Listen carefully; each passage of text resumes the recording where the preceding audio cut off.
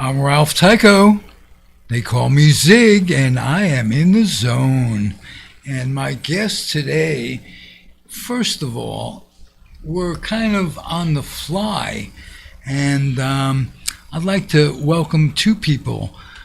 Monica Thomas. Oh, thank you so much. I am so excited. This is my first episode on Zig In The Zone. Zig In The Zone. Yeah, Monica, excited to be here. Monica, you know my whole premise of this is I talk to the most interesting people in the country. I'm so excited to meet your guests. You're one of them. You have so many. Frank, introduce yourself. How are you? I'm Frank Janakis, and I live in the Hamptons, and I'm broadcasting, or is it podcasting, from the Shinnecock Inlet. I'm in my car. And the reason for that is because my master bedroom is being remodeled, and they're banging and sawing and carrying on, and I have a neurotic 80-pound dog who barks at the drop of a hat. So I figured I'd make it into the car, into solitude, so we could make an award-winning podcast. Beautiful. It's always award-winning if we provide our own awards. Yeah. We award each other. So well, let's put it this way. If I stayed at the house, it would have been an award-winning podcast. Okay. So here we go. Thank you for being here. You and I are going to discuss the golden age of baseball a little bit. And you're Dodger. You were a Dodger fan when they were in Brooklyn. Am I correct? That's right. And that's right. I'm an endangered species. Right. Well, you know, on Facebook, there are more Dodger fans than Yankee fans, it seems. The Brooklyn Dodgers continue to be alluring to people. Absolutely. Why is that? They moved in 1957, and why, in your opinion, do they remain interesting to you? Alluring, well, the memories. What memories stand out? Is it your youth? As a kid, were you a Dodger fan from the beginning? Yes. And, yes. May I ask you, did you remain a Dodger fan when they moved? For a bit, okay. Like it was very difficult. You know, my mother wore black twice. Once in 1951 when Thompson did what he did, and then like in 1958 or the end of the 57 season when they took off. So. You know, but like I was a Dodger fan, and then it began to become difficult. Bear in mind, you know, the advent of technology. It's not a big deal now. But when they moved to Los Angeles, they might as well have moved to Mars. You know, and you know, I was a New York Giant fan at the time, and you mentioned 1951 when Bobby Thompson hit that home run, and how upset your mother was. Conversely, I danced in the streets. I was so happy. So, but you know, there are very, very few New York Giant fans surviving. Brooklyn Dodger fans, they continue. What do you suppose was the main reason that they remain so strong in people's memory? Oh, it's really hard to put a pinpoint one factor, but like I think there's a romanticism about Brooklyn right now. I mean, it's just you know, really a growing area, and you know, I think that like it had a lot to do with like nostalgia. Nostalgia is very, very big right now. Did you stay in Brooklyn all this time? What's that? Did you stay in Brooklyn all this time? Oh no. I wound up, you know, getting married and then I think I was 27, and I wound up like moving out west. In Oh, fact, I lived in the Bay Area. I wasn't that far from you. I lived in oh. Fremont, In and Fremont. yeah, and then we wound up coming back east because my wife really liked Long Island, and relatives getting old and also getting sickly, and Mm. things needed to be done. But Brooklyn just has like a nostalgia, and like there was a real bunch of characters that really took place. Remember the Bums band? The ones that like were going up and down in the stands, like playing music. Right, I Uh, do remember them, but they'll- I remember Happy Felton and the Gas the House Knothole Gang. gang, Not the right. Knothole gang, yeah, and Hilda Chester sending notes down to Pee Wee Reese in the dugout. Gladys Gooding on the organ. There was just such a quaintness, and I'm going to say romanticism to like the intimacy, that like really went with the Dodgers. And And I don't think that the Giants had that. No offense, but I no, don't. I they don't didn't, think so. but they did have Willie. They had Willie, absolutely. And They had Willie. that's what I missed when they moved most was Willie. And then in 1966, I was sent out here by the Air Force, and I got Right. to watch Willie in the second half of his career. And That's right. baseball itself is great. Who took you to your first baseball game? My dad, and he got tickets right in back of the Dodger dugout, and I met Gil Hodges, and he was such a wonderful, kind, warm man, uh, and he just was like, it was almost like he wasn't lifelike. It's hard to explain. He was like to me, like as a kid, I was like about, I would say, 6, and I just was like absolutely awestricken by his presence. uh, One thing I remember is he had uh, the largest hands. I mean, I don't know if you know that, and I don't know if like Irene would. I don't know. Irene's not on, but Irene could like testify to like he had big hands.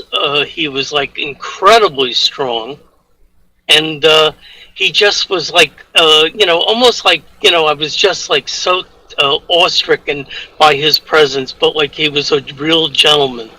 And what happened was I went to Midwood High School in Brooklyn, and I had the pleasure of like meeting Gil Jr., who I was on the Midwood football team, and then I graduated, and Gil came on the team, Gil Jr. Right. And I then met Gil and Joan at the football games that they attended, and Yeah. just like down to earth people. You mentioned Irene. She's a regular on the Comfortably Zone network, and maybe dropping in later on. But Oh, okay. she's Gil's daughter, and she's thrilled meeting everybody connected with baseball. In 1957, the Dodgers were about to move, and Hmm. Roy Campanella was involved in a traffic accident. Um, Car slipped off. There were no seat belts in those days. Icy road. He was going out to his home in Long Island and Right, from his liquor store in Brooklyn. right. And There- he became paralyzed. And that's how I remember the move. It was in conjunction with Right, the Dodgers moving, but the shock of that, I think it was sometime in February. I remember hearing that on the radio. right. I'm a Giant fan, but I'm a human fan. This was Hmm. horrible. Absolutely It horrible. was a double whammy. There were a lot of tears in my household when the accident took place. Yeah, I can You know, imagine. I can imagine. and What do you? and I go back and forth. What do you mentioned? Joan Gill's wife, and she attended Midwood High School games. And all right. what do you remember about her? No, just like a real warmth in the stands. Like she was just like, very nice to everybody, engaging, outgoing, you know, and it was like, you know, we're regular people. We're hanging out in the stands watching our kids' team, and that's what I really liked about it. Got a story for you.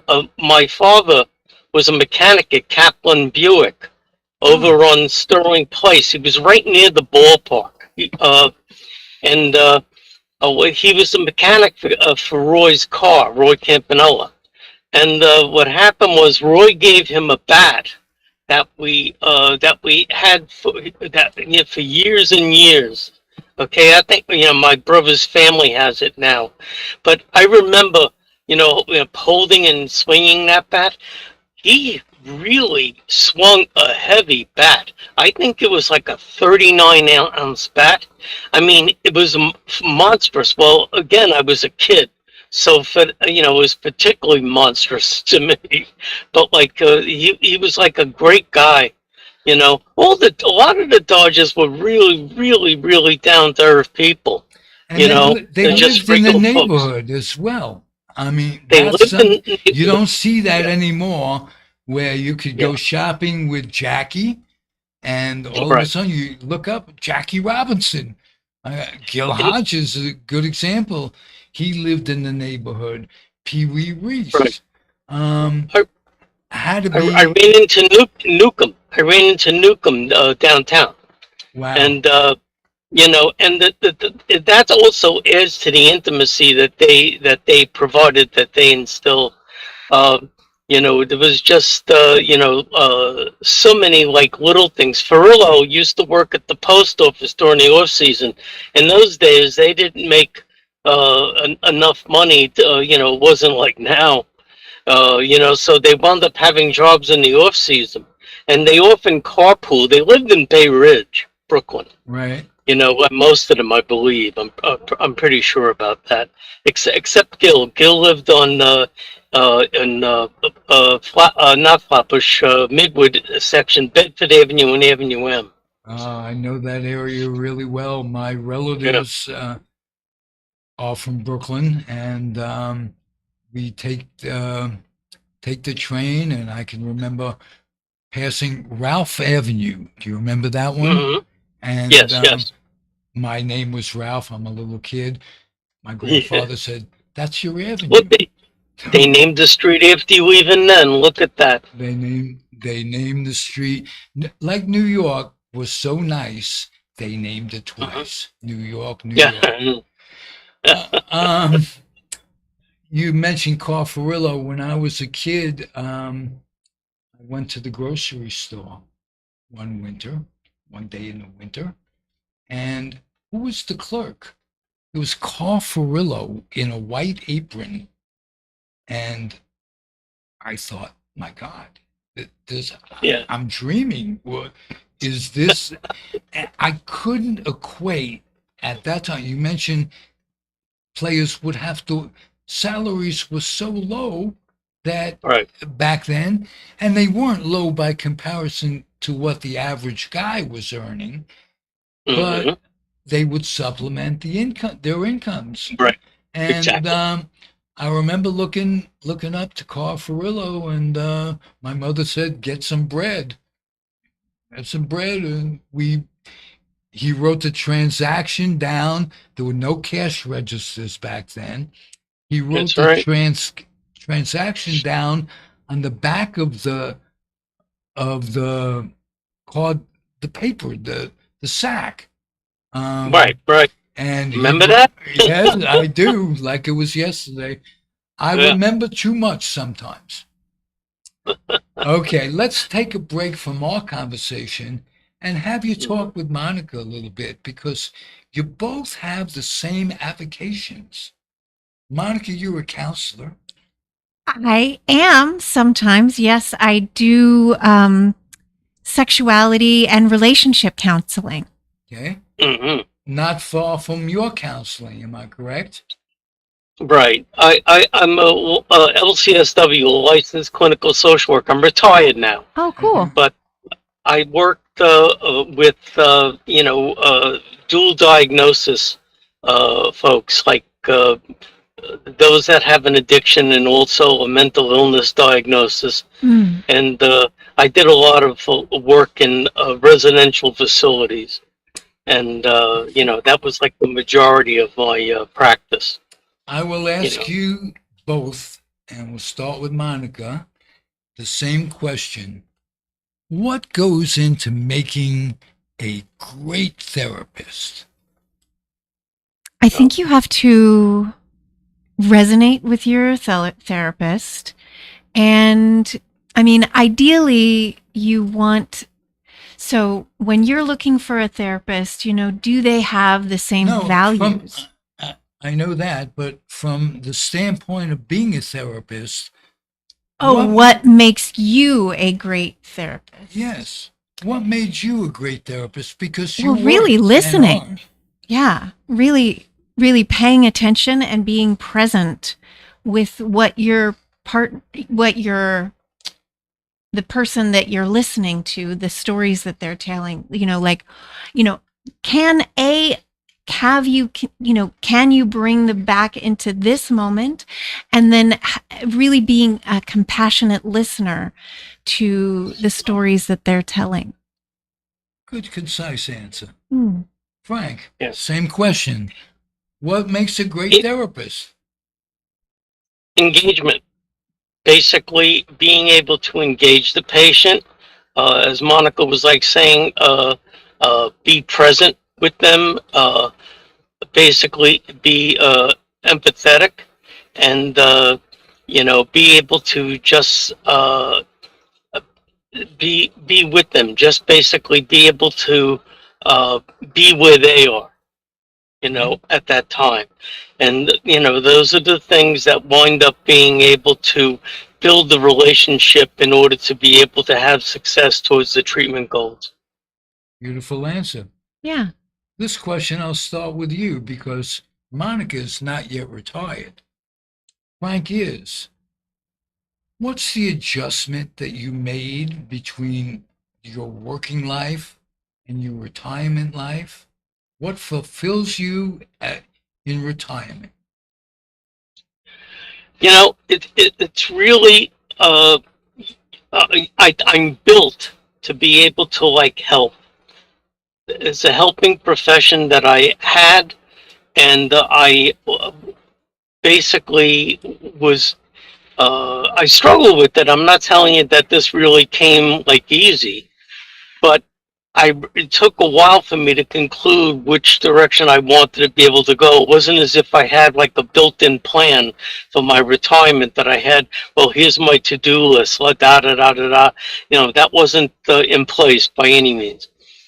Okay. And what I found was that like I'm a helper. I want to be able to like help. So I wound up like getting involved in volunteering and volunteering in ways of being able to help. One of the things that I really, really found that I enjoyed was being able to like help animals. I love animals. And I wound up like being a volunteer for an animal shelter locally. And basically did things to be able to raise money for their care and well-being. So that's one of Yeah. the things that I wanted, that I found that I wanted to do. That's so So wonderful. that's my answer. What's your favorite breed of dog? Favorite breed of dog? It varies. What I'm going to say is going to be humorous because it is so diverse. But golden retrievers are Mm. absolutely fabulous, fabulous dogs. They learn fast. They're easy to train. They're absolutely dogs that you could bond with readily. They're just absolutely terrific animals. And what happened on the other end of that spectrum is love pugs. My daughter wound up getting a pug. She was a roommate with her brother in Manhattan, like when they were going to college, and he had to go off to London. So I said to her, I said, "Why don't you wind up getting like a dog? Preferably one that doesn't bark, which is a riot because they bark like anything." And she wound up falling in love with a pug, and accordingly, I wound up falling in love. And Your then grandfather. well, yeah, right, exactly. And she wound up then, breeding the dog. And I was there when the dog gave birth to like six puppies. Oh, Oh, wow. And in fact, helped the process.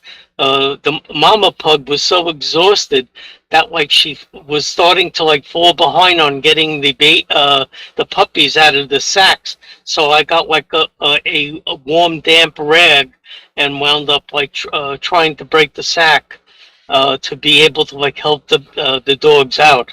So oh.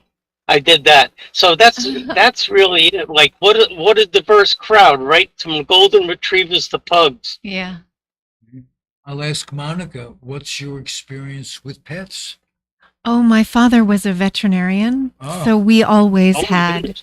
animals in our home, and we also had a ferret, which was really fun because it's ferrets are illegal in a lot of the United States, and so Really? we got to have we had a black lab, and we also had a cat, golden Whitefoot was his name, uh, Gordon Whitefoot, and then the ferret. that's a clever name. Yeah. Yeah, that Uh, really is. I'll ask you both, how did having pets help your therapy? Help you as a therapist? What did you learn from your pets? Kindness, Yeah. real Unconditional love? unconditional love. Basically, being able to communicate without words. Oh, nice. Yeah, that's exactly my answer because that's why we have pets is because we want the cuddles, but not so much talking. Right. And that's what animals give to us. I had a cat, and, for me, I just needed, the love of that animal. And, I even had an animal that would be with me in the car while we were driving. She would sit like on my shoulder. I know it wasn't that safe, but it wasn't very often that we were in the car together, but it was just so sweet, that this animal, really needed to be touching me, to feel safe. And, and so I was kind of her safe place. And it was just, it was a wonderful relationship that I had with these animals. Beautiful. Boy, I said at the beginning, interesting people make for a terrific podcast, and I was right. Frank, let's talk about the world as you see it today. And I'm going to ask Monica basically the same questions. We are struggling as a people. What do you see that can help in the future to to bring us together a little bit more? Uh, well, I mean, I could be really philosophical about this. I If mean, you would, yeah, the Beatles wound up getting it right when they said love is all you need. right? Uh, you know, there isn't enough love and understanding. I think ever since the beginning of time that people just had difficulty like connecting with people that were different than them. Uh, it's almost like not a stubbornness, but a reticence to basically be able to embrace other cultures and try to learn and understand from that. And I think that like that continues today. There's a lot of dissidence, and it's a tough situation. Reflects it's reflected today in the world, very very intensely. You know. Let me Uh, ask you, is there anything that can be done about the Middle Eastern crisis? And the crisis is ongoing since Israel was formed and years before when it was Palestine. Um, do you see any hope there? uh, well, look, this has been going on, since time immemorial, as far as I can tell, and I wish that I could wind up giving like uh, a message of optimism and stuff, but like I don't know. I just can't see it because even there's always seems to be a faction that's going to wind up like being the monkey wrench in any uh, uh, uh, gestures or approaches to peace. You know, Okay. whether like would be the PLO going back, Hamas now the Houthis, and I just find that like hate seems to be the operative word uh, in the Mideast. So I wish I could wind up being more optimistic about that.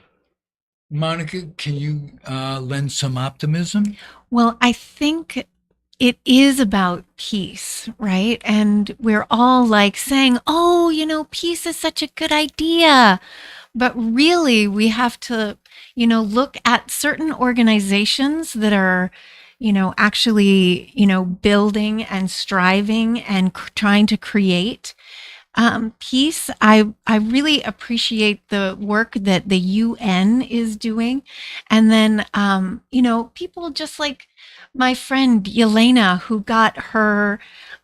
she got her degree in peace studies. And there are ways that we can build these kinds of collaborations and unions across people who don't there are certain things that we all need as human beings. We need clean water, we need safe places. Mm, There's certain human needs Shelter, warmth. exactly that we yeah. can build. There's ways to collaborate across, not just United States politics, but even as how can we stop fighting with each other and learn to collaborate? So I really think that we should support those organizations and those people and find ways to build unity. Find what we do agree on, because not everything it should be a war. We have to find peace and collaborate. Let me ask you both the same question. How does a Donald Trump become legitimate in this country? Well, uh, the I think that like one of the key things, like America loves celebrity. And like one of the things that really happened was he wound up gaining increasing visibility. I mean, if you're from New York, he had visibility with the real estate, and such, the real estate dealings. And he was larger than life. He was always at like the celebrity parties and stuff. But I think one of the things that really happened was that like when Mark Burnett decided to like put him on a TV show called The Celebrity. What was it? The Apprentice. The I'm sorry. Apprentice, yeah. And he wound up like gaining, a celebrity status, or the celebrity status was certainly, increased. And after that, like he wound up becoming, uh, such a figure, and that plus the fact that like he really became like a counterculture type guy, from the standpoint of that, like he was like talking about draining the swamp, critical of the government and stuff like that. Right. And as we all know, many of the policies that the government has had, okay, has caused a whole bunch of resentment coming from citizenry. Disenchantment, if you will. Yeah. Right, exactly. He became the champion, of like being of the anti-government, draining the swamp and stuff of that nature, and it got to the point that he became such a champion that like he could do anything. We know about the famous shooting someone on Fifth Avenue and getting away with it. Well, as we know now, he's done things not quite equivalent to shooting someone, but pretty Taking notorious. over the government and staging a riot in the government. Right, right. To say nothing about the way he handled COVID. Oh, and absolutely. Right. His personal experiences with all of that. How is it possible that he still gains popularity in some circles? He just repeats the lies over and over and over until it's so frequently that you're hearing this lie that then you're like, well, maybe it's true. And if you don't know what you think, if you're vulnerable to not, if you're like a little confused and maybe you're not paying attention, then, if it's repeated over and over, then maybe you're like, oh, is that true? But I think we just have to remain solid and say, here's a fun fact, just to let you know. Trump's false and misleading claims, as of January 24th, 2021, as reported by the Washington Post, 30,573 lies. Yes. Yes. On camera. He lies over and over and over and over. So he's a habitual liar. So and so it's just, saying, oh, well, I heard it somewhere, and then, it's not true. But right? now that all that has been in the papers, and he has 6 court cases going on, some civil and some government. He took documents home that he refused to give back, and I can't Mar-a-Lago. I can't help but under over-report January 6th, 2 years ago, almost 3 now. I think this will be the 3rd year. Tried to take over the government. I know. We saw that. Yeah. We saw them fighting. We saw him with his speech. I'm going to march with you. And he didn't get the votes in the first. Right. He didn't get the votes in the first place. So just to give you an idea, the top 15 things that he lied about during his presidency was, it didn't rain on my inauguration, which we saw the coverage. It did. The most dangerous lie, the coronavirus was under control. Right. Okay. The most alarming lie was the saga of Sharpagate, when he did the Sharpie pen. Right. It said, that's with the weather. With the weather, right. Move that up. Yeah, and he just did a Sharpie. Line a little bit, and it'll be fine. The most ridiculous subject of a lie, the Boy Scouts. When he emailed the Boy Scouts of America saying that the head of the Boy Scouts had claimed that he had said that it was the greatest speech they had ever had at the Jamboree. And so he went on to say that. The ugliest smear lie, Representative Omar supports Al-Qaeda in 2019. It just goes on and on. Paul, it's endless. It's Right. virtually endless. And the thing about it is that like we don't really take fully into consideration is there has been a de-emphasis on education in this country like since the 60s. Okay? It just seems that like whenever there were budget cuts to be made, invariably, besides the seniors, there was a cut to education. Okay.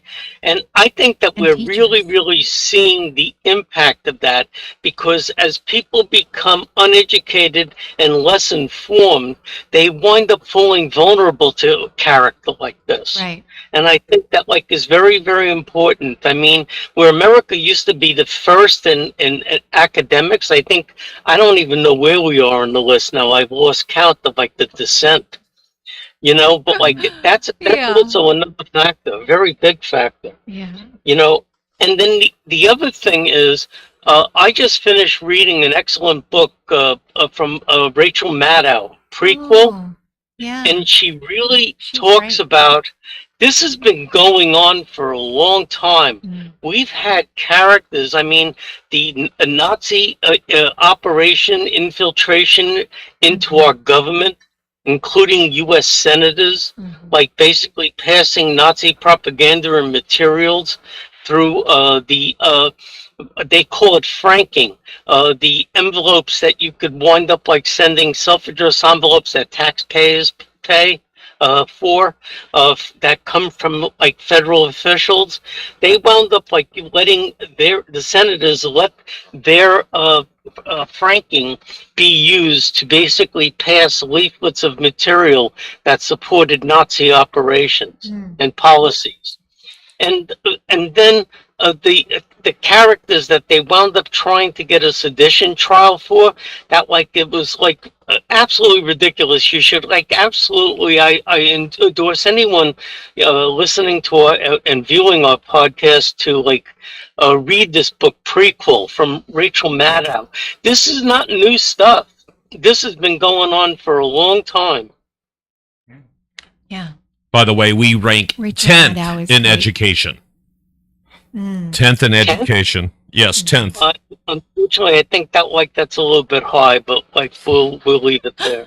Oh, yeah, because I think we were way down there on the list. I think we were like in the 30s at one point. But yeah, as of March 2023, we ranked 10th. Yeah. Well, with also countries that were underdeveloped and now have like wound up like really building themselves up, they wound up like building up their education systems, and some of them have surpassed us. Could a lot of this be the allocation of money for teachers and individual schools in bad neighborhoods don't have the money to pay experienced teachers?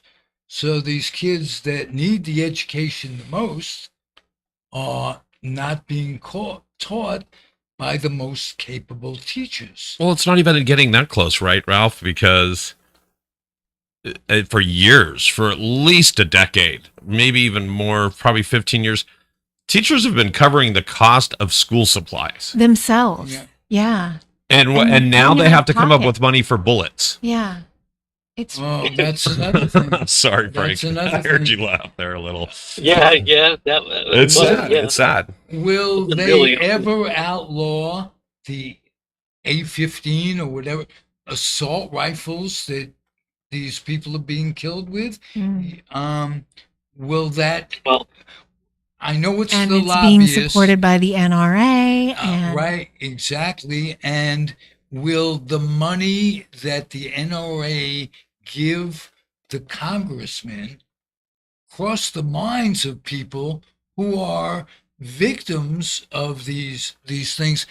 I'll tell you what, if you took a poll of all the survivors of kids who have been shot in schools, a lot of them are NRA cardholders themselves. What will stop congressmen, people, from being on the dole of these of the NRA? I can tell you that it would have to be that we'd have to basically abolish Citizens United. That Oh, you mean will this? wind up Yeah, like right. fixing that, Mm-hmm. because now like they could wind up buying the support of their policies from Congress, Mm-hmm. and that would be a major step towards being able And to special interest groups. weaken the Yeah. NRA's stronghold on our government. Mm. Exactly.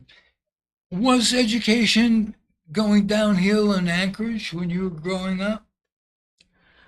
Um, I think my parents are teachers, so we were in the union, and we really supported. I mean, it's hard for me to see. I mean, Anchorage has changed a lot as as the years have gone by. Um, but I think that mostly what I'm seeing is that things are becoming less and less local and more spread out. And there's just not the resources um, to keep up with all of the changes, you know? Okay. Um, Frank, a Hmm. solution that way. Is there solutions to it? Along with that comes hope for solutions. What would you do I'm if not. my question was I'm, was worded horribly? What would you suggest that um, we do as a society to bring some sort of common sense to it all? Mm. Are there any simple solutions? And if not, um, what would you suggest? geez, that's a that's a heavy question. I don't know if like Mm. there's simple solutions, but I would suggest term limits, because a lot of these guys become power mongers Mhm. in the government, and they were around for a long time. We have to get back also to people doing this for the right reasons, and that would be for doing public service, Right. you know, and embracing public service. We've gotten a long way away from that. Okay, uh, I'm not even sure that we got the most qualified people operating in public service now. A lot of the best and the brightest take a look and see what the public service winds up paying, and then they wind up by going off and becoming to getting their MBA and becoming CEOs of corporations, Mhm. in my opinion, and I think that like term limits, being able to, like, as I mentioned before, do away with Citizens United, which made it like open season for being able to like buy the voting of our government officials, of our Congress, you know, uh, you know, um, that's among the things off at the top of my head. I mean, I didn't know. I thought we were going to talk about the Brooklyn Dodgers today. Yeah, it's You easier get to. conned into stuff, Frank. You suck me in, Ralphie boy. Suck me in. No, I'm All kidding. right, I suckered you in on this one, but I made for a better podcast. So I think the you end did. justifies the means. It was quality stuff, Yeah. You've if I been may say so myself. you've been terrific. Thank you for guesting, and I appreciate you being here. Well, thank you, sir. Yeah, it It was was so very good to be here. interesting to hear your story, Frank. It was so lovely to meet you. Yeah, I'm full of that stuff. So. I'm full of it too, Frank. Don't worry about it. I know you're neck and neck with me, buddy. All right. Live forever. Keep it going. Yep. Zygazund. Amen. And you wouldn't know it's Zygazund. Zygazund, but maybe you would. You grew up in I would. Brooklyn. You would. Yes. Yes. And I have to mention our mutual friend. You grew up with Barbara Stewart. and Right. She was my camp sister, and Yeah. I'm so happy she's been in my life.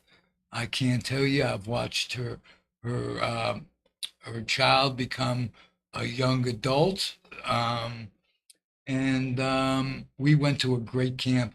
Sometime when you have more time, and you too, Monica, we'll talk about Kittatinny Camp, which was in those days. Basically to get rid of the kid, but they'd send them off to 8 weeks in paradise. And the camp experience was great. We'll talk about that and other things when you return. Thank you again. Yes. Take care. All right. Yeah.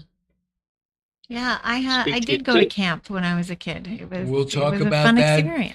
We'll talk about that too. Yeah, and who I wonder when I'm curious about your next guest, because I know that you have a full roster today. We're supposed to have one. They've been falling off like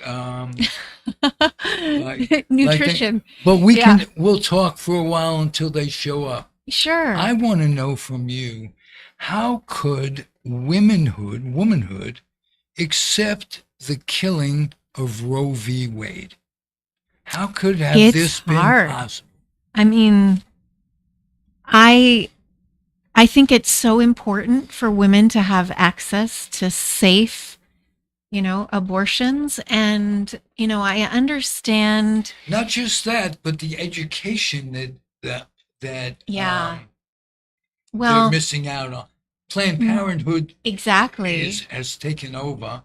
And if I'm not mistaken, they've made it easier for folks, not easier than it was with Roe v. Wade, but easy for some people to avail themselves of help in getting out-of-state treatment, because there are some states that are it's illegal to get an abortion. Yes, and it's difficult because are we going to go back to wire hangers in alleys? I obviously that it's my wish that we never go backwards, because there's so much work still to be done. I mean, and I think, the hopeful parts of the story is that there are so many women and men and, so many people that really believe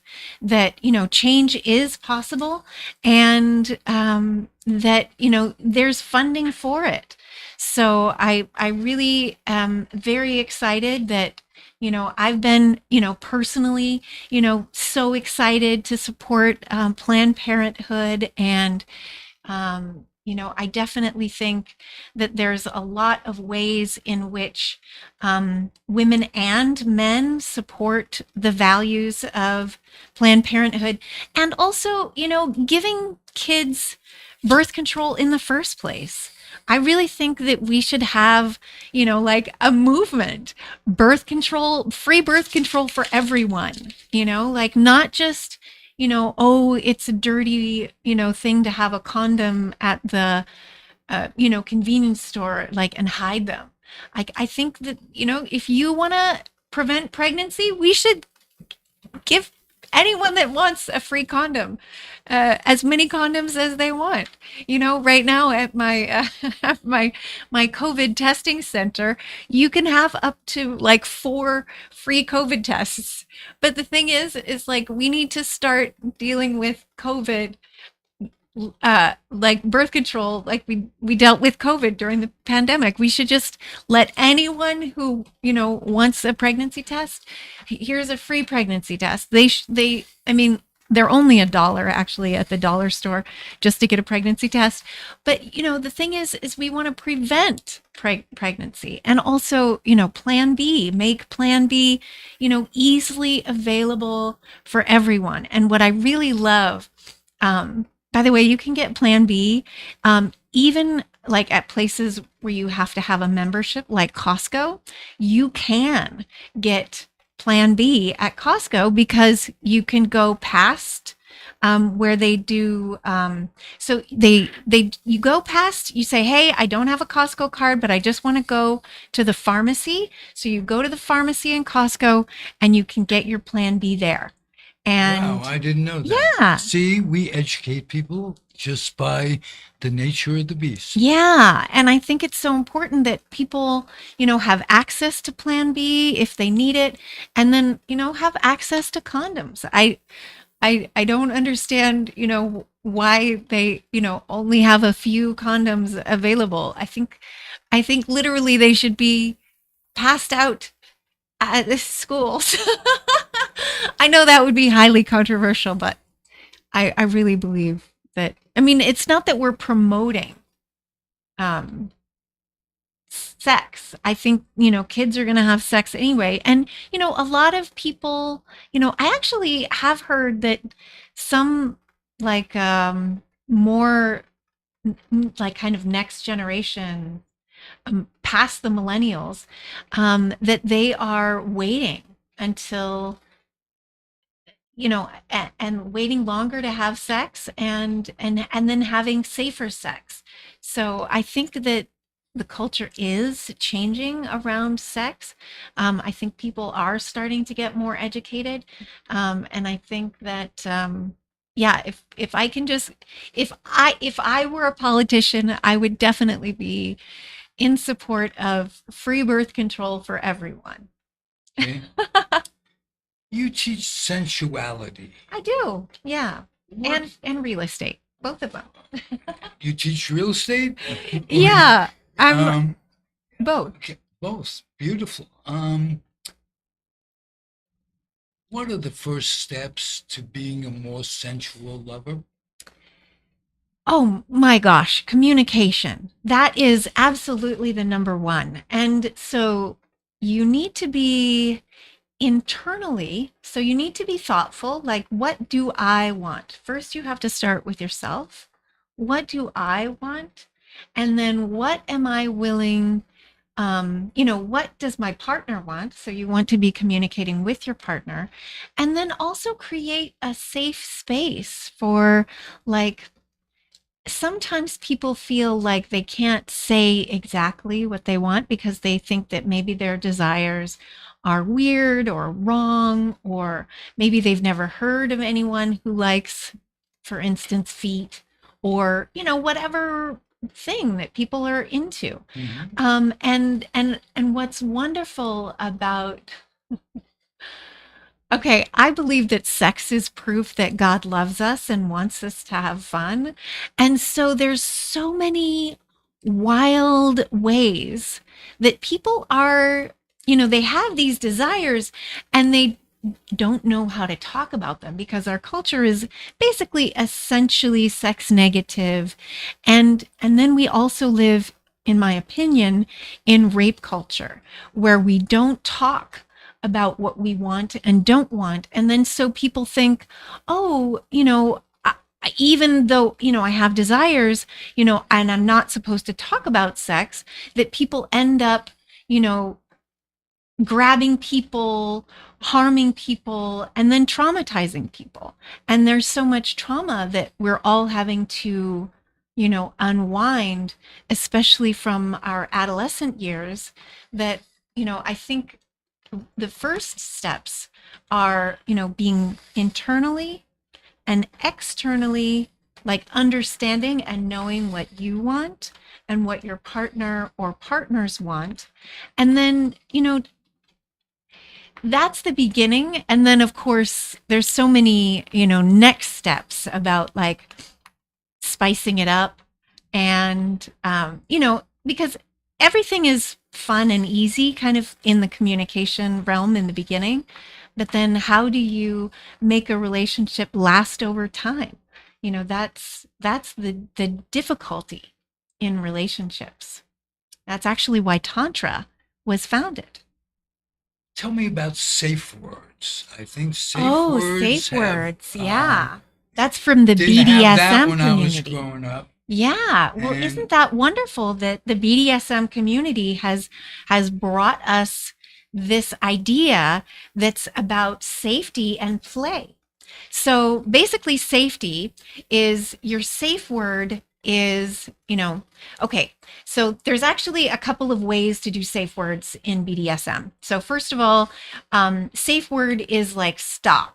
And that means the play completely stops, and then the lights go up, and then we talk about, what happened, what went wrong, and, do you need a cuddle, and here's some water, right?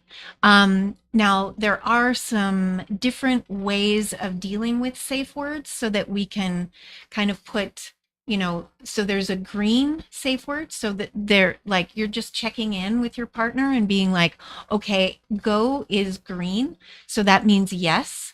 And then, yellow would be like, oh, this isn't good. I want to change activities. So we want to make sure that the person who's on the bottom or the submissive is always in control. And so that's why we give the safe words in the first place. And then we have that way of making them, green means go, and yellow means, let's change activities. This isn't working for me for whatever reason. And then red means stop. And I am wondering, so do you want more information about this particular topic? Much information. Okay. I think it's great. I mean, I could talk about this. See, for I days. came from a place. I thought the safe word was harder. That's not a safe word. That's not a safe word. That doesn't See, create more more safety. I was misinformed. That's an adjective. And, Well, and the funny thing is, we're talking about baseball. We're talking about the golden era of baseball, but then we're also talking about sex. And then it's funny because, growing up as a kid, I always remember, hey, did you get to first base? Did you get to second base? Oh, those bases. Yeah, So that's funny. So let's segue in. Joining us all the way from Beantown, Brooklyn. Looks like she's repping it. She's got it going on. We got Angela Motley. Angela, how's it going, dear? Hi, she's Angela. Not from Brooklyn, but she has a very welcome, Angela. I'm glad you joined us. Thanks for having me here. Before we talk about your foundation, let me introduce you as the granddaughter of the most popular, the most famous bat boy in history, a Brooklyn Dodger. Tell me about your grandfather. Hello? Oh, I think she's there, but she's frozen. She's frozen. Oh, is it the... Is know. there some technical difficulty? No, not on our end. She is fully animated there. Let's give her a second here. All right, we'll reestablish connection with her. Okay. Well, let's see what happens. I'm going to hang up and redial, but... We will resume our conversation. Oh, you guys didn't need to hear the ring, did you? That's One ringy dingy, two ringy dingy. Yeah, so tell me more about Angela. Oh, she's What happened? Oh, we got her good, back. you're here. We got her. Hi, welcome There we back. go. We missed you. I don't know if you heard my question, but I didn't. You just started talking about my grandfather oh yeah, and who I was, and then it cut out. So we're going to talk about your foundation, and first, the Brooklyn shirt represents the Dodgers, and your grandfather was the most famous bat boy in baseball history. Talk about him, if you would. I have a hard time shutting up about him. So just to warn you. So my name's Angela. I actually reside in near Seattle, Washington. Oh. I've actually never been to Brooklyn, as crazy as that sounds. My mom was born there. Moved to LA, of course, when they became LA Dodgers in '58, the year before her dad died. And I was born in California, raised there till I was about 10, and I've stayed on the West Coast my entire life. I'm hoping to change that this year. It's one of my goals for the year to get to Brooklyn. But a lot has changed this last year. as crazy as it sounds, regarding somebody that has passed away 65 years ago. So, not sure where to start with it all. You want me to just dive right into it, Ralph? Start with Leo DeRocher. Okay, Leo DeRocher. So a lot of people don't realize. So Charlie DiGiovanna is my grandfather, the Brow with the Brooklyn Dodgers. He was, as a lot of people have said to us over the years, oh, he was just a bat boy. He was far more than just a bat boy.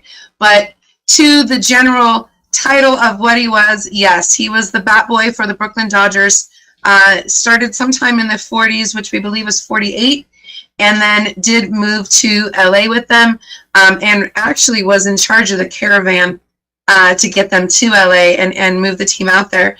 But talking about Leo DeRocher, when my grandfather was a young teen, we estimate between 9 and 12, he had rheumatic fever as a child, young boy in Brooklyn, and he was hospitalized and in treatment for 4 years, told he probably wasn't going to live. And just like today, they still do. Signed autograph balls went to the hospital. And so Charlie received a ball and wrote a personal thank you letter to Leo DeRocher to thank him and tell him about his love of the game and his love of the whole sport, and how it's so he ironic because he couldn't play. He always wished he could. And so Leo DeRocher told him, hey, when you get better, with a full positivity there, he said, come see me. I'll take care of you, kid. And Charlie did just that. And Leo DeRocher gave him his first job as a turnstile ticket taker. And then Charlie, and if anybody who's read about him through the years, had the personality to charm them all. Charming Charlie, before that was a big name. Charlie rose through the ranks, became absolutely part of the family of the Dodgers, and moved his way up with the team, taking the promotion of assistant clubhouse manager when they took the move to LA. And he was also the Quill. Yes. Yeah. Talk about that. That's very interesting. Yeah.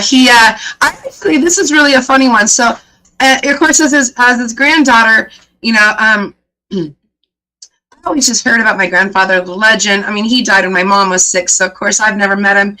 And then I always knew he signed the balls, but I didn't realize what more common practice that was, more specifically back then in the bullpen. And but they, now is said, he's the best forger in baseball. The 1958 yearbook of the LA Dodgers is all of his work.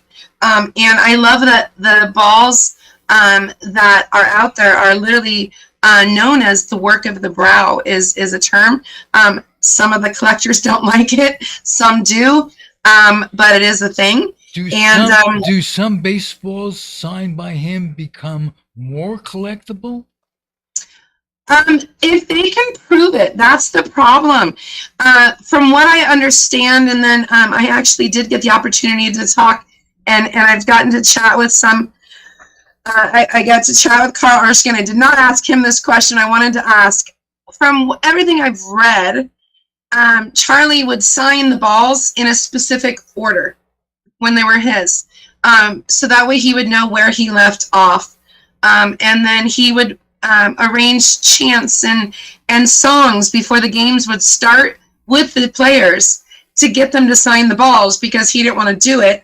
And he would then pick up their slack in between the game or on off time to get the rest of them signed. And so if they were in the same order, then he would know who hadn't signed and who had. So it's actually interesting if you look back and see some of the originals versus the ones that they have actually coined the work of the Brow, which we have, I believe with my uncle, I think we've identified we have about 10 of them in the family. I was going to say, do you have one handy? You have so much memorabilia happening there. I'm going to have my husband go grab it first. There you go. I have one downstairs. I actually got the one that I have probably about 10 years ago for my mom as a gift. My Uncle Greg, he's the oldest. He's kind of always been the historian of the family. Anybody that had reached out all these years always spoke with my Uncle Greg, not my cousin Greg. That's his son, right. The one that was on with me last time with you, Ralph. And so Greg has connections with a lot of fans. I was on a Dodger blog with him for years, but being that I was younger, and I don't know if it's because I was a girl, I'm not sure. Greg really was way more involved back in the day with it. And so my mom, I know, always expressed interest in wanting to have a ball. And so I found one, I want to say about 10 years ago, and gave it to her as a gift. And just this last year, when all this stuff changed with the family, she gave me that ball back because my uncle had given her a couple at this point. And she said, here's your early inheritance, and gave me one of them. So I have one here. That's beautiful. My husband went to go grab it, so I can show you. very, very good. And I noticed that you're wearing the number 42 for Jackie Robinson. I am. My husband and I went to a game with the family this September. So again, I said I live in Seattle. And so the Seattle Mariners, of course, are our local team. And being that they're American League and Dodgers, of course, are national, my parents moved up to California in 86, or from California to Washington in 86. And so unless we went to LA, or I lived in LA in later years, to see the Dodgers, you had to, of course, go to Dodger Stadium because they didn't come here. But they came here about every 5 years or so for interleague, is I believe what they call it. And so we went this last September for the game. I think there's a picture up there of my mom and I. If you can see up in this corner up here, that's my mom and I at that game. And we always make sure it's the best way to take my mom to a Dodger game and have the whole family there. So and of course the Dodgers swept the Mariners when they were here. Sorry, not sorry, Mariners, but I'm gonna root for the Dodgers. But yeah, so my husband and I got matching shirts this year, and I had actually never owned my own jersey. So I found this, and it was really fun. And of course, did you know that Jackie Robinson actually was at my grandfather's funeral? I didn't know that. Wow. I actually just found that out in the last year. Gil Hodges was one of his pallbearers. Wow. And so with my foundation, I've been trying to get in touch with Jackie Robinson's foundation. And so this throwback jersey, my brother actually sent the link to us, and my husband and I had them to match. Now, Here's the ball. oh, there we go. All right. So I do have it in a case. Not any gloves or anything up here, otherwise I would take it out. But obviously a lot of the signatures have faded over the years. But I've got it pretty well preserved. Yeah, pretty well preserved. It's just, it goes with our collection table of things. I, being a granddaughter, not a kid, my mom and my uncle, of course, have a lot more of the pretty impressive memorabilia. My grandfather my uncle has the World Series ring. And I've seen it live only a couple times. It's always a really cool thing when he took it out. And then my mom has the Dodger necklace that all the women used to get. I guess she still wears it with absolute pride, as she should. So those are some of the cooler memorabilias. To get the ball, though, was a pretty cool one for me. Would you tell me about your grandmother and Sandy Koufax? Oh, that's a funny one. So Sandy Koufax, apparently, I didn't find this out. So my grandma died in 2005 of breast cancer, and I was there to take care of her the last summer. She died in LA. And so we were spending a lot of time together, and I'm like, what are things you haven't told me, Grandma? What are some of the things that you hadn't mentioned? And that one came up, is that apparently Sandy Koufax, I don't know if it was a year or two after my grandfather died, but Sandy Koufax approached my grandma. So she says. I haven't asked Sandy. I'm waiting for Sandy to rebuttal this one. Well, but she Sandy is married, so he may not respond. What's that? Sandy, I think, is married now. Is he married now? I think he is. So he may be reluctant to respond. You know how well, people are. 63 years ago. But she might give him a pass. But yeah, supposedly he tried to court my grandma, is what she told him. I told her she messed up by not going for that after, because my mom's stepdad and grandfather that I was raised around he's not the best guy. And I was like, man, we could have had Sandy Koufax in the family too, Grandma. What's wrong with you? So kind of a funny one in our family. Well, you told me that she really wasn't interested in Correct. in leading the life of a baseball wife. I think that's... Yeah, she did not want to be a Dodger wife anymore. She stayed in the Long Beach area for many years. I was born in Lakewood, so near Long Beach, where Charlie's last home was with them as a family. The letters that I think I mentioned to you last time, Ralph, he talks about when he took the players shopping for their homes to pick out their homes. They all had their homes built in a certain area near the Coliseum. Ed Roebuck still stayed in that home, I believe, till the day he passed. My mom mentions the Roebucks a lot growing up because she was closer with that family. But my grandma later on moved to Garden Grove area. My mom went to high school in Garden Grove. And then, like I said, I was born in Lakewood and grew up in Orange County before my parents moved me to Seattle when I was 10. So what's interesting is with the foundation and stuff, that all that has come to with it. With my grandma, it all kind of ties in there. Is my grandma stayed the rest of her life in the LA area. So, I mean, if she died 19 years ago, so, 46 years after he died, she died. I truly believe that he was forever the love of her life, and she was truly his. My grandma spoke very fondly of my grandfather, carefully. The one I did call my grandfather was around at different times if he was listening. He was never really a fan of hearing about it. My grandma had another child with another man later, and my Uncle John on that side, I don't know if it's resentment. I don't want to use the word resentment, but the Dodger thing was still kind of just a thing that all of us held on to. My mom's cousins on my mom's side, my mom's side, still talk about Dodger stuff and Charlie. So, and then to find out that this family, and I'll get to that with the whole foundation aspect, the family that we found that was missing for 65 years, we didn't even know we were missing, they also talk about Charlie in the present time of, and they're big part of who he is. And so it's all kind of wild with it. But yeah, my grandma just didn't want to be a part of the Dodger life anymore. As a Dodger wife, I mean, I don't know, the world looked kind of neat to me. But I wasn't there. I didn't live it. My grandma was 26 years old when she became a widow. My grandfather died suddenly, 3 days after Christmas, and they had an 8, a 6, and a 4-year-old child. And she was 26 years old in 1958, and I mean, to just survive was pretty tough for her at that time. Did the Dodgers help out at all? What's that? Did the Dodgers help out at all?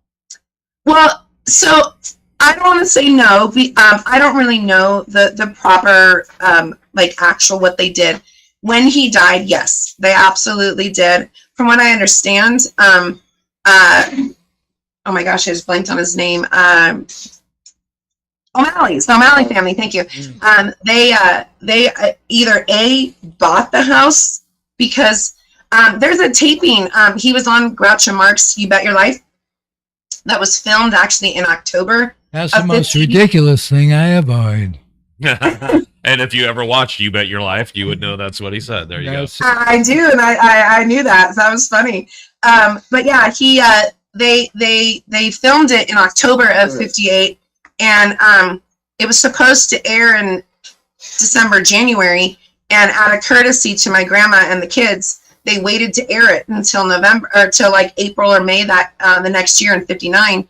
And he mentions in that filming that, because he's actually, spoiler in case you haven't watched the episode, he's actually the first one to win $10,000 on Groucho Marx.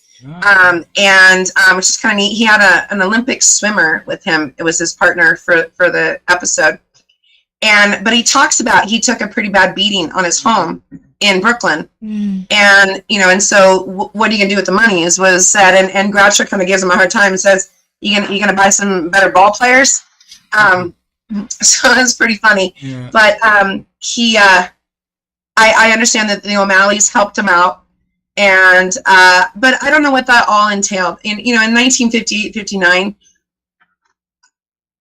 it gets as good as any. My mom probably couldn't even answer that question. I asked my Uncle Greg, who was 8, and he really didn't really have any actual details of what they could have or possibly done to help out. My grandma just survived. I think that's where I have that in my skin, my blood too. We just survive. You have to make it through. My grandma remarried 3 times in 9 years after my grandfather died, and was a widow another time. The man she had another child with also passed away of cancer. So my grandma had a rough life, very rough after that. And when all this came about with the family that we found, being that my grandma's already passed away, I was extremely close to my grandma, extremely close with her. And I struggled with being a little angry at her when all this came out about Charlie's family that we found out, or I found with this puzzle I put together this last year. And at first I was actually kind of angry, thinking she was to blame for us not staying involved with them or having my mom get raised around his family. And I just think it was just circumstantial. I really do. I think, across the country is hard enough to visit when you don't have a lot of money to do a lot of things, but let alone when you're a single mom at 26 with 3 kids. So I no longer have ill will towards my grandma. My grandma did what she could do, with those kids and survive. How did those survival techniques that are familial help you in life? And how did they contribute to your starting your foundation? Tell us about that. Survivor is a great word. And that's a great segue, Ralph, to talk about the foundation, because I'm a breast cancer survivor. And that's a huge one to me, and I will own that word for the rest of my life. My grandma does not have that ability to say that word anymore. My grandma came back with 2nd round of breast cancer. It went to her lungs, and it took her in 2005. And my whole story, when I got my breast cancer, I was diagnosed in 2019, 4 or 5 months after I got a clear mammogram. I felt a lump, went in, got it checked, and the day after Labor Day in 2019, at 43 years old, they told me, you have breast cancer. And with that, they did my genetics, and they asked me, does anybody in your family have breast cancer? And my grandma, I was very close, took care of her, so, she's the first one to answer. Yes, my grandma had breast cancer. And they did my genetics to find that I have the BRCA1 gene, which, if you're not familiar with the BRCA1 or the BRCA2 gene, they are a breast cancer indicator, BRCA1, what's the right word? Mutation, sorry. And the genetics came back positive on me right away, which actually stipulated how much chemo I had to have. I had 16 rounds of chemo, 33 radiation, a full mastectomy, a full double mastectomy, a full hysterectomy, and umpteen amount of surgeries later. I am a survivor. You get to take that word, and true, and everybody said I did it with a smile the entire time. And but for 3 years and 10 months of that survivor story, when people would ask me about the BRCA1 gene, and people would ask me details, because the loudest voices through me when I was battling were the survivors on the other end. So again, great word that you brought up there. Survivor is a strong word for me.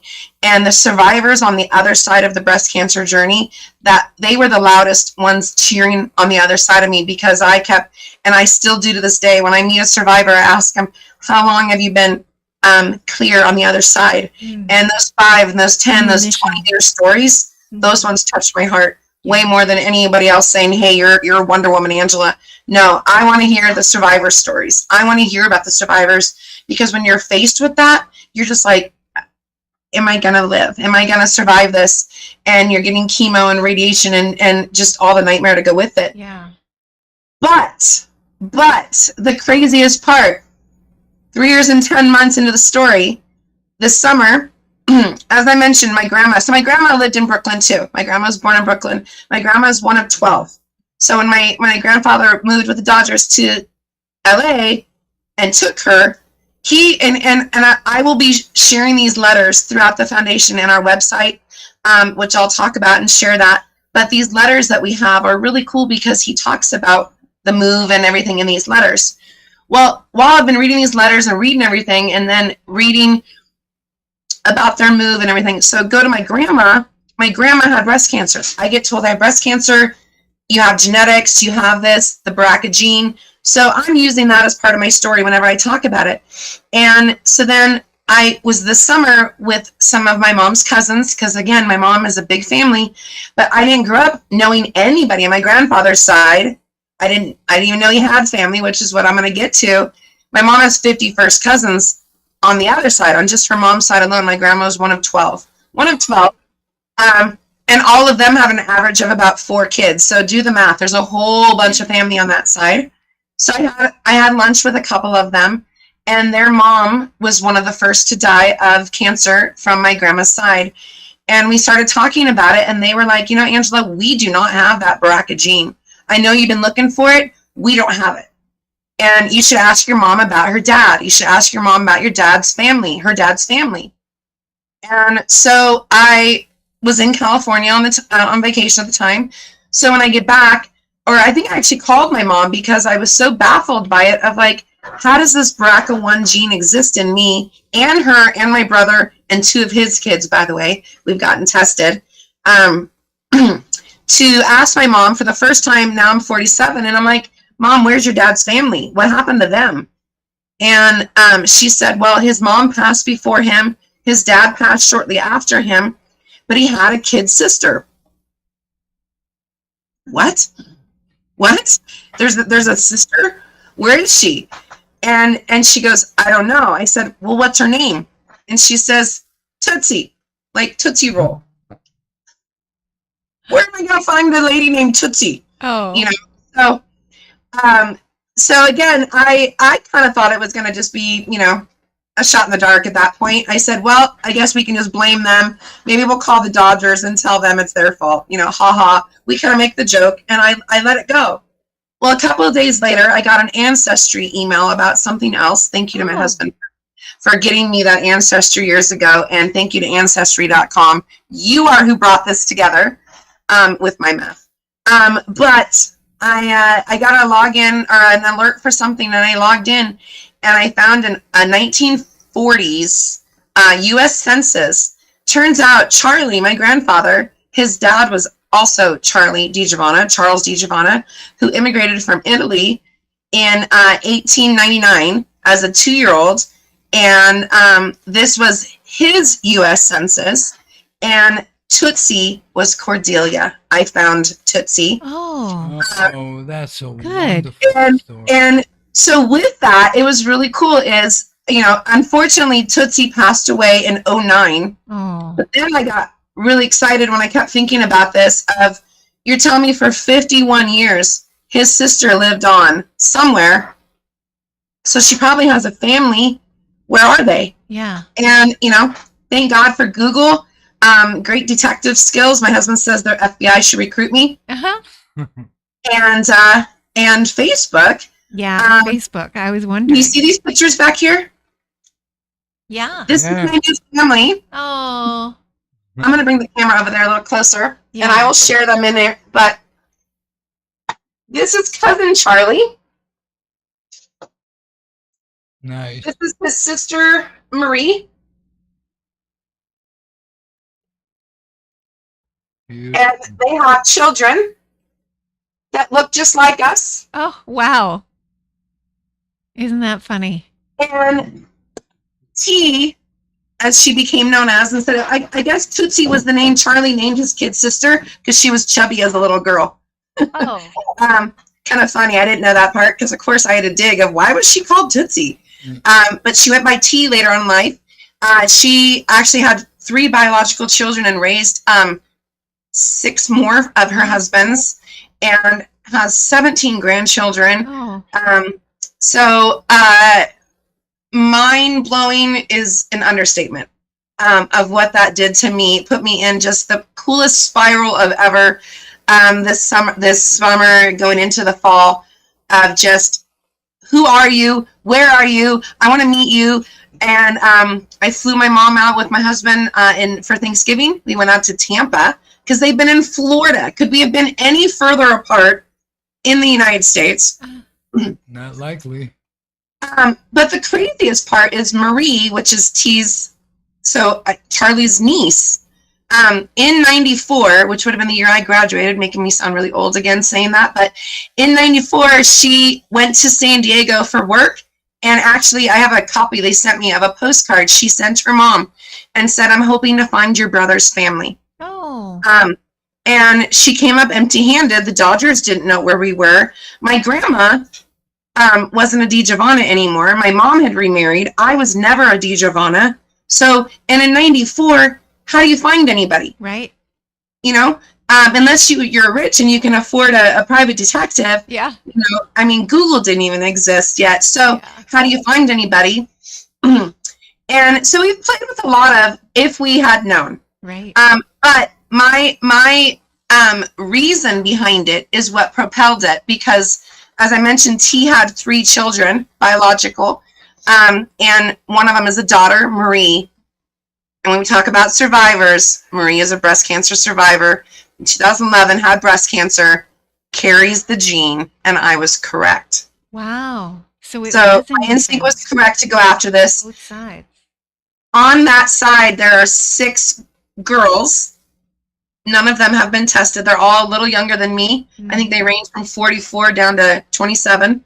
None of them have been tested. I have children, boys. They have not been tested.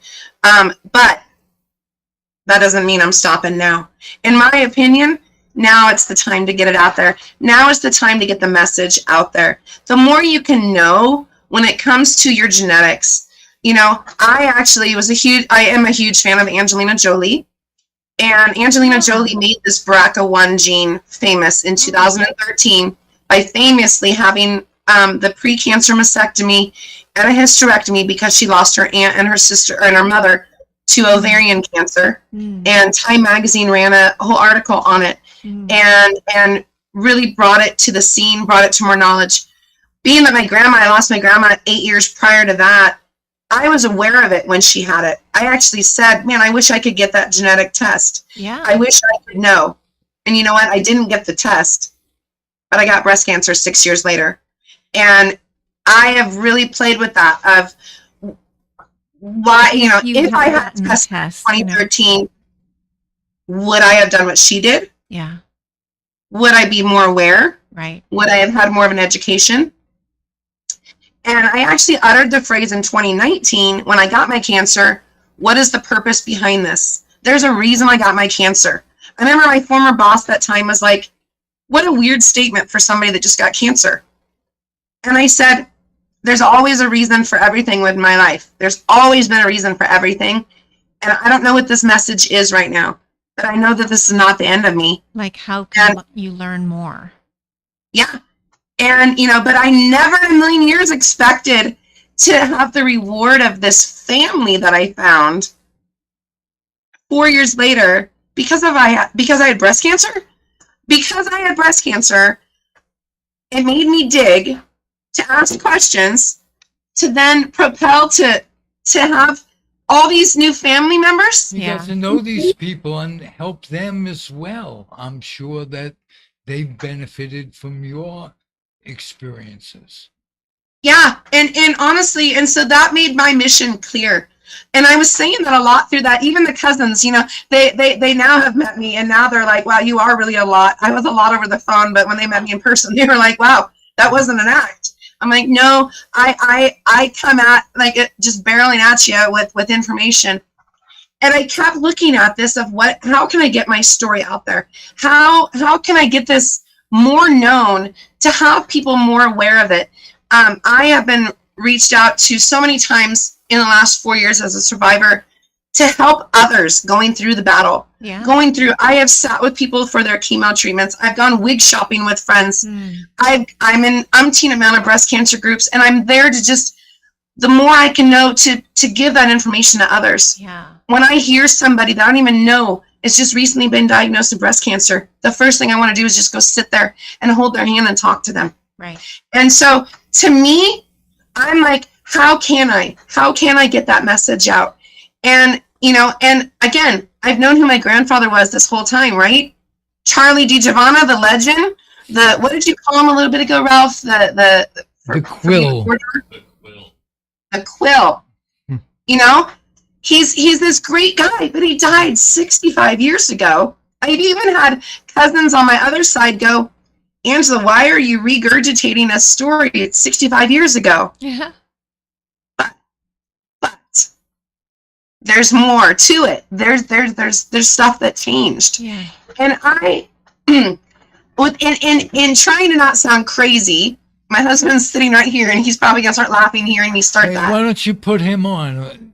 Get the camera on him. Introduce him to our he's coming over. But without trying to sound crazy, I really feel when I said like 4 years ago, what's my purpose to this? Why did I get this cancer? This is Ruben. Hey, Ruben. Pleasure to meet you all. Welcome to Zig In The Zone. He and I talked about this too, but I mean, all of this to come and to find the family and to do that, but now is why I would want to come out with this name, because like I kept playing with it. Like when I lived in LA, don't get me wrong, I had a casino company in LA for 12 years as an adult. I had people ask me constantly, I'm a Dodger fan. They'd be like, do you get free seats?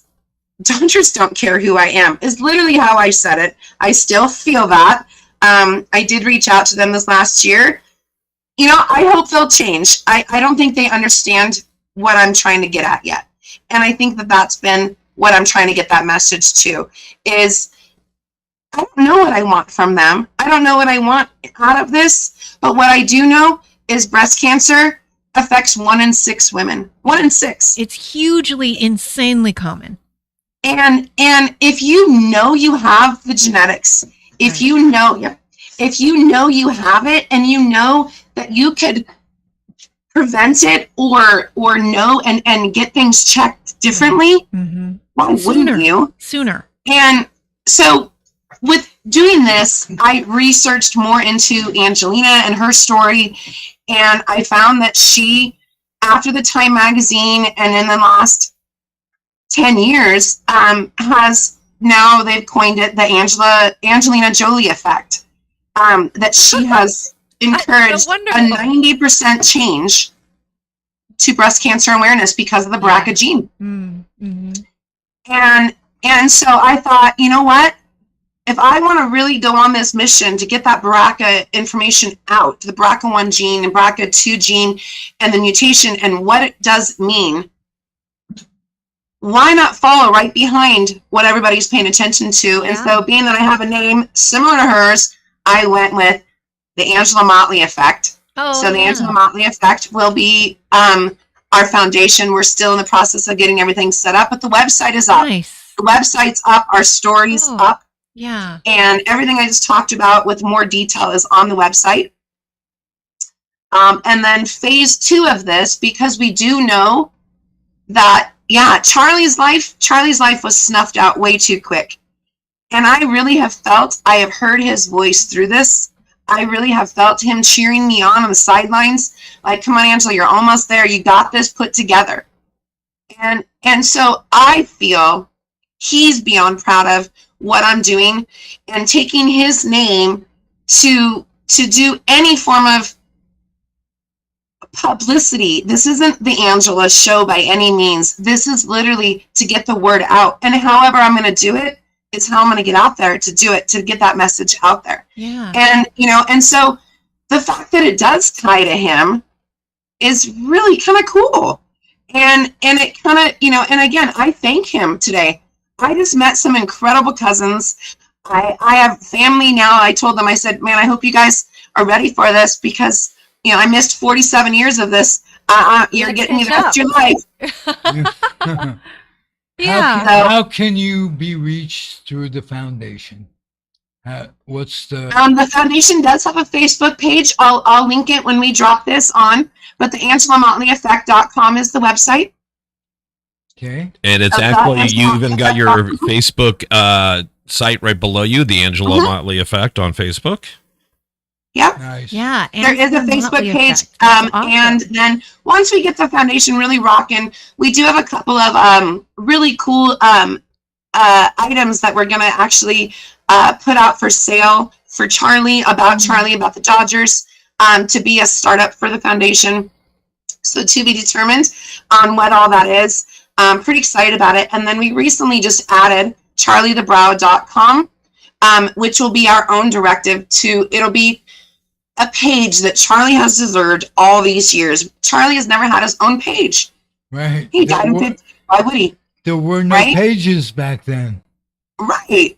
So what I really love about his whole story, for a 28-year-old male, that man packed a lot of life into his short years. You know, I've heard story after story after story of what I to talk to Carl Erskine. Let's talk about that for a second. My mom and I got to FaceTime with Carl Erskine this fall, and now mind you, when I first started digging here, my mom kept saying the only thing she wants is to talk to people that knew and loved her dad. Sandy Koufax, if you're out there, but we got to talk to Carl Erskine, and I love that Carl right away reiterated the fact that everybody loved Charlie and that Charlie treated everybody the same. Charlie was part of the family. He treated everybody the same, whether you were a janitor or whether you were, Jackie Robinson. I mean, and all in between. He was absolutely a part of the family, absolutely a part of the whole lure of the family. And as his granddaughter, I got to live part of the legend with it. I don't even think I fully got to absorb who Charlie was and really got into everything. I've never reached out to the Dodgers ever until this last year. And through that, I met a lot of other great resources that have helped me and been talking with me about everything. And fans are hitting me up for the first time and sending me pictures. I got a picture the other day of, I'm not sure who the player was on it, but Charlie's head has just popped in. Was it Jackie on it? Oh, my husband said it was Jackie on it. Signing autographs, and you see this little head pop up of Charlie's is in the picture. It was literally somebody's snapshot. They sent it to me on Instagram and said, I don't know if you Hold on. He did a photo bomb before it was a photo bomb. Yeah. This guy was way ahead of his time. I don't know if you can see it on the screen. Oh, yeah. There you go. I'll pop it in better. It is on my page, on my own personal.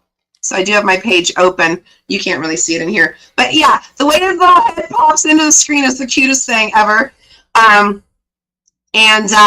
But yeah, I love to hear from fans. I love to hear that. I think my favorite, though, I have to say, other than finding family, family's always been really important to me anyway. Getting to the nuts and the bolts of with my foundation of what we're doing. But one of the fun parts of this is we've found family friends of Charlie's back in New York that I mentioned these letters. We had copies of these letters for the last 10, 15 years. My mom and I didn't know where they came from. Apparently, the kids of my grandfather's best friends reached out to my uncle years ago and gave him copies, and he gave us a copy. Well, through Facebook, thank you, Facebook, through Facebook and all the excitement I had this fall, all these other fans started tagging me to things about Charlie over the years that I may have missed. And in 2014, somebody by the name of John Calderon commented on one of our Dodger pages and said, my parents were best friends with Charlie DiGiovanna. John Calderon Senior was who my grandfather was writing in all those letters. Oh, wow. I caught it and reached out to them, and I'm going to be going out and visiting the Calderons and the Fatosis this year, who live in Long Beach, I did that last time.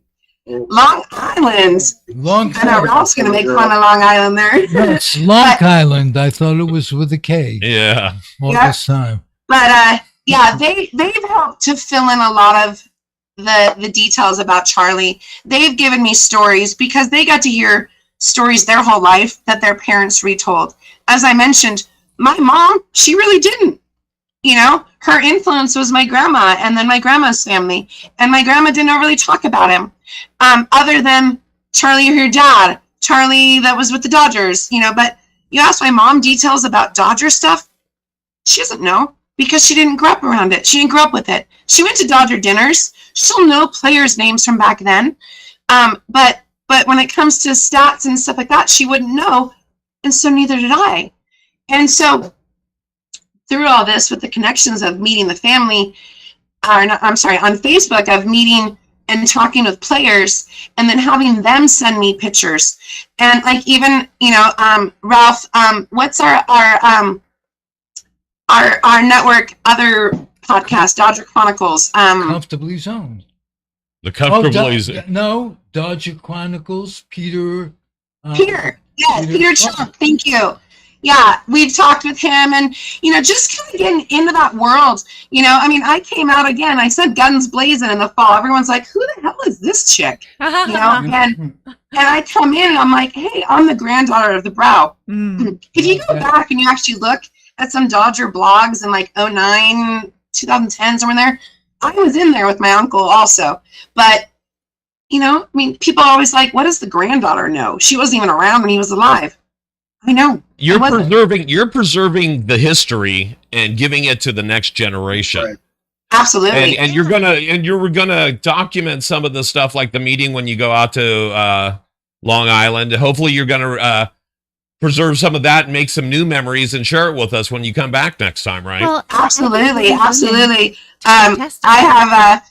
been saying to my mom, other than these little bit of pictures on the wall right here of the family, I haven't really even got to absorb half of what we did when we went to Tampa and visited the family for Thanksgiving. When I say in a good way, almost overwhelming. Yeah.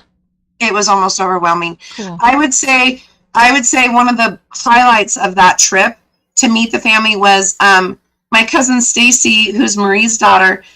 She hosted the family. I got everybody's shirts. If you can't see what we're wearing in that, it says "Ain't No Family Like the One We Got." Aww. And we did it in the Italian colors to go for the Italian side. And they themed it for us, which anybody that knows me knows that every party, I'm an event planner. I love everything with a theme. Mm-hmm. And I don't have that done for me a lot. Mm-hmm. And I mean, they had it all themed with the Italian flag. They had pictures out. They had all this stuff to share with us because they looked for us. They knew of us all these years too. And so to put that together and share those stories, we're all sad that we didn't find them before T died. Yeah. Angela, to keep the stories. Angela, we are running out of time, but will you promise me that you'll come back and keep For sure. us updated on the foundation and you And say it again. Yeah. Angela Effect. What I was going to say the Angela Motley Effect relies on sponsorships and donations to support women and those affected with the BRCA1 gene mutation.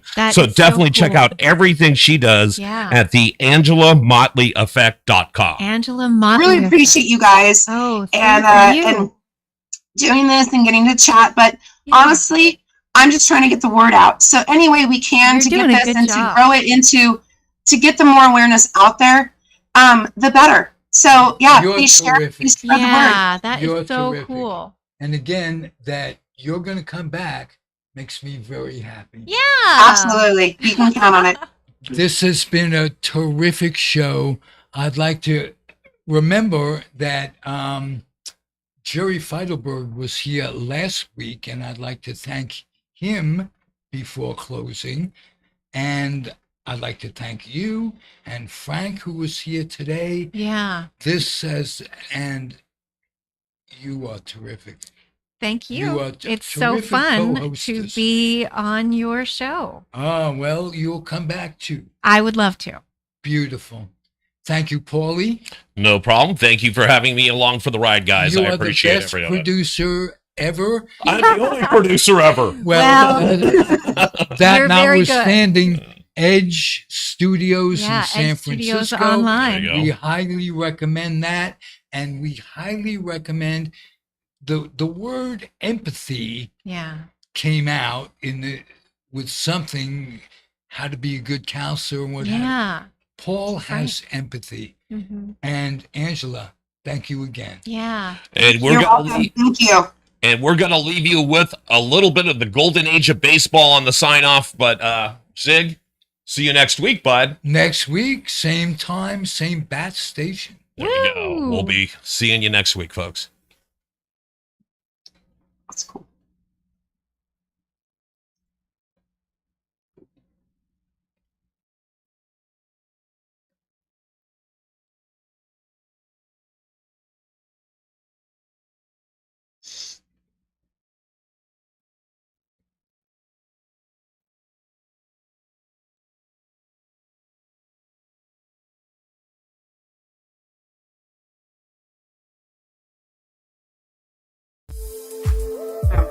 Exploration or whatever.